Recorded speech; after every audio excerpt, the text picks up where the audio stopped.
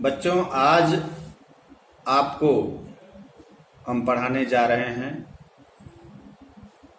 समांतर पट्ट संधारित्र की धारिता, capacitance of A parallel plate capacitor. समांतर पट्ट संधारित्र क्या होती है? ऐसी संधारित्र जिसकी दोनों प्लेटें एक दूसरे के पैरेलल हो। अब आप इसके लिए कोई पैरेलल प्लेट कैपेसिटर ले लीजिए। सपोज कर लीजिए कि उस पैरेलल प्लेट कैपेसिटर की दोनों प्लेटों के बीच की दूरी स्मॉल डी है। प्रत्येक प्लेट का क्षेत्रफल कैपिटल ए है। आप इस कैपेसिटर को मान लिया ऐसी जगह रखते हैं जिससे इनके बीच का माध्यम वायु अथवा निर्वात रहे। अब इन दोनों प्लेटों में से किसी एक प्लेट को आप इलेक्ट्रिक सोर्स से जोड़ दीजिए और उसको मान लिया आपने प्लस क्यू कूलम आवेश दे दिया। ड्यू टू इंडक्शन दूसरी प्लेट के इनर सरफेस पर माइनस क्यू और आउटर सरफेस पर प्लस क्यू चार्ज आ जाता है। दूसरी प्लेट को आप ग्राउंडेड कर दीजिए तो आउटर सरफेस का प्लस क्यू जो चार्ज क्रिएट हुआ रहेगा वो समाप्त हो जाएगा। इस प्रकार से दोनों प्लेटों पर बराबर और विपरीत प्रकार के आवेश बचेंगे, एक पर प्लस क्यू दूसरे पर माइनस क्यू। जाहिर सी बात है, दोनों प्लेटें जब एक दूसरे के पैरेलल एक दूसरे से अल्प दूरी पर रखी हैं तो इन प्लेटों के बीच एक विद्युत क्षेत्र उत्पन्न हो जाएगा। अगर इन प्लेटों के आवेश का पृष्ठ घनत्व तो surface density of charge sigma हो तो आप प्लेटों के बीच उत्पन्न विद्युत क्षेत्र E बराबर लिख सकते हैं सिग्मा बटा एप्सिलॉन 0। यदि प्लेटों के बीच का विभवांतर V हो तो आपने पढ़ा है E बराबर V बाई डी, तो प्लेटों के बीच विभवांतर V बराबर हो जाएगा E इंटू डी। V बराबर E इंटू डी। तो इस प्रकार से चूंकि जो आवेश का पृष्ठ घनत्व तो सिग्मा है, सिग्मा इक्वल टू होता है Q बाई ए। तो इस प्रकार आप लिख सकते हैं इलेक्ट्रिक फील्ड E बराबर Q बटा एप्सिलॉन 0। ये चूंकि V बराबर E इंटू डी है इसलिए V बराबर Q बटा एप्सिलॉन 0 A इंटू डी। आपने पढ़ा है किसी संधारित्र की धारिता C बराबर होता है Q अपान V। तो V की ये वैल्यू यहां पुट कर दीजिए, Q के upon Q into D upon epsilon 0 A। इस प्रकार से आपको मिल गया C equal to epsilon 0 A upon D. यह किसी पैरेलल प्लेट कैपेसिटर के कैपेसिटेंस का फार्मूला है, उसकी धारिता का सूत्र है। यदि प्लेटों के बीच का जो ये माध्यम है वहां वायु अथवा निर्वात के स्थान पर कोई परावैद्युत पदार्थ हो या कोई माध्यम हो जिसका परावैद्युतांक K हो, तब ऐसी दशा में आप लिख सकते हैं E बराबर सिग्मा बटे एप्सिलॉन 0 K और तब आपको ये व्यंजक मिलेगा C बराबर K epsilon 0 A upon D. आपको हमने बताया था इसके पूर्व के लेक्चर में कि किसी संधारित्र की धारिता मुख्य रूप से 3 बातों पर निर्भर करती है, जो इस व्यंजक से क्लियर है कि C proportional to K, C proportional to A, C proportional to 1 upon D. यानी अगर हम प्लेटों के बीच वायु अथवा निर्वात के स्थान पर कोई परावैद्युत पदार्थ रख दें तो धारिता बढ़ जाती है। प्लेटों का क्षेत्रफल बढ़ाने पर संधारित्र की धारिता बढ़ जाती है, लेकिन अगर हम प्लेटों के बीच की दूरी को बढ़ाएं तो संधारित्र की धारिता घट जाती है। यहां यह भी समझने की आवश्यकता है कि यदि प्लेटों के बीच वायु अथवा निर्वात होने पर संधारित्र की धारिता C0 हो तो आप लिख सकते हैं C0 बराबर एप्सिलॉन 0 A बटा डी।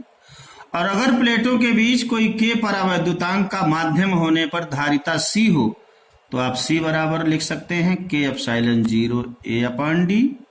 अगर हम C अपान C0 करें तो हमें निश्चित रूप से मिलेगा इक्वल टू K और C equal to C0 K।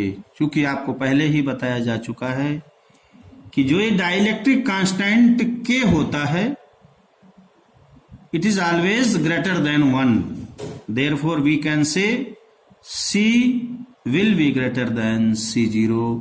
अर्थात जब हम किसी संधारित्र की प्लेटों के बीच कोई परावैद्युत पदार्थ रख देते हैं तो संधारित्र की धारिता बढ़ जाती है।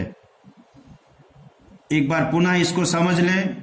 अगर महत्वपूर्ण टॉपिक है, यदि आपको समांतर पट्ट संधारित्र की धारिता का व्यंजक स्थापित करना हो तो आप कोई पैरेलल प्लेट कैपेसिटर ले लीजिए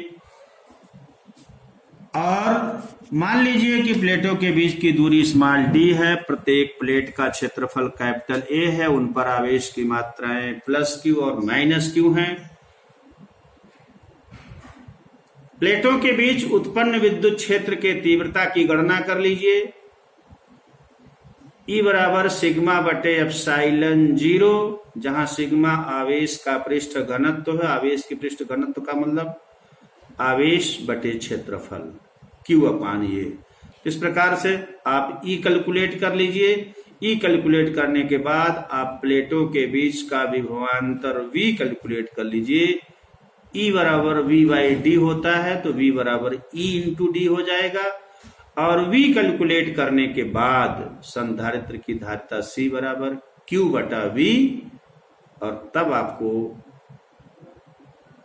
धारिता C का व्यंजक बड़ी आसानी से मिल जाएगा। बिल्कुल आसान सा टॉपिक है, परीक्षा की दृष्टि से बहुत महत्वपूर्ण टॉपिक है।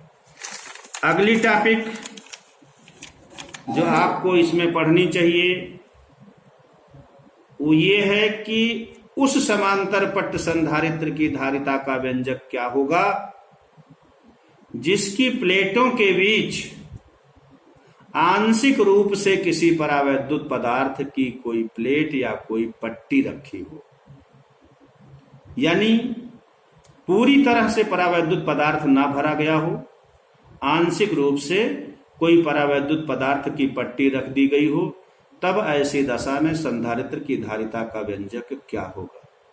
पुनः आप मान लीजिए कि आपके पास एक पैरेलल प्लेट कैपेसिटर है, उसके प्लेटों के बीच की दूरी स्मॉल d है और आप मान लीजिए कि प्लेटों के बीच का जो स्थान है उसमें स्मॉल t मोटाई की कोई परावैद्युत पदार्थ की पट्टी रख दी गई है, जहां t is less than d, यानी परावैद्युत पदार्थ के पट्टी की मोटाई प्लेटों के बीच की दूरी से कम है। स्पष्ट है कि प्लेटों के बीच एक निश्चित मोटाई में वायु भी होगी और T मोटाई में परावैद्युत पदार्थ की पट्टी होगी। अब वायु में जो विद्युत क्षेत्र की तीव्रता होगी वो दूसरी होगी और परावैद्युत पट्टी के भीतर जो विद्युत क्षेत्र की तीव्रता होगी वो दूसरी होगी। मान लिए जो वायु है वहां विद्युत क्षेत्र की तीव्रता E0 है और परावैद्युत पट्टी के भीतर विद्युत क्षेत्र की तीव्रता E है। यहां जो वायु की मोटाई है, स्पष्ट है कि जब प्लेटों के बीच की कुल दूरी स्मॉल d है, इस परावैद्युत पट्टी की मोटाई T है, तो जो वायु की मोटाई हो जाएगी वह d माइनस T होगी। तो आप लिख सकते हैं कि वायु में विद्युत क्षेत्र की तीव्रता E0 बराबर सिग्मा बटे एप्सिलॉन 0 और sigma equal to Q upon A होता है, तो इसको लिख सकते हैं E0 बराबर Q बटा एप्सिलॉन 0 A। इसी प्रकार परावैद्युत पट्टी के भीतर विद्युत क्षेत्र की तीव्रता E बराबर सिग्मा बटे K एप्सिलॉन 0 या E बराबर Q बटा K एप्सिलॉन 0 A। अब आपको इस संधारित्र की धारिता कैलकुलेट करनी है। तो आपने पढ़ा है कि संधारित्र की धारिता C बराबर Q/V होता है। अगर आप प्लेटों के बीच का विभवांतर ज्ञात कर लें तो आपको संधारित्र की धारिता का व्यंजक मालूम हो जाएगा। प्लेटों के बीच विभवांतर V कैसे ज्ञात करेंगे? अभी इसके पहले के टॉपिक में आपने देखा था या आप जानते हैं कि E बराबर V/D होता है, तो V बराबर E इंटू D हो जाएगा। इस प्रकार से प्लेटों के बीच विद्युत विभवांतर V बराबर आप लिख सकते हैं E0D-T plus E into T। अब E0 और E के ये वैल्यू यहां आप पुट कर दीजिए तो आपको मिलेगा V equal to Q/ε0A into D-T plus Q/ε0A into T। Simplify कर लीजिए। V equal to Q/ε0A bracket में D-T प्लस T/K। संधारित्र की धारिता C बराबर Q/V।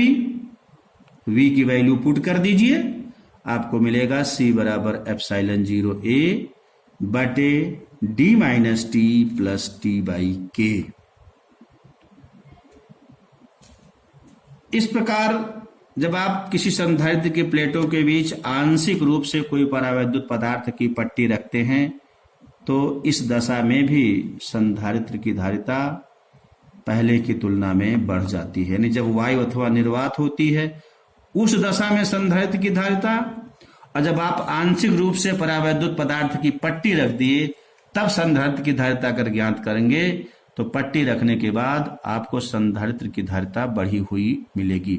इस पर आप तमाम सारे एनालिसिस कर सकते हैं। जैसे यदि D बराबर T हो, यानी प्लेटों के बीच जो पूरी गैपिंग है उस पूरी गैपिंग में परावैद्युत पदार्थ की पट्टी रख दी जाए तो स्पष्ट रूप से आपको मिलेगा C बराबर K/ε0A/D।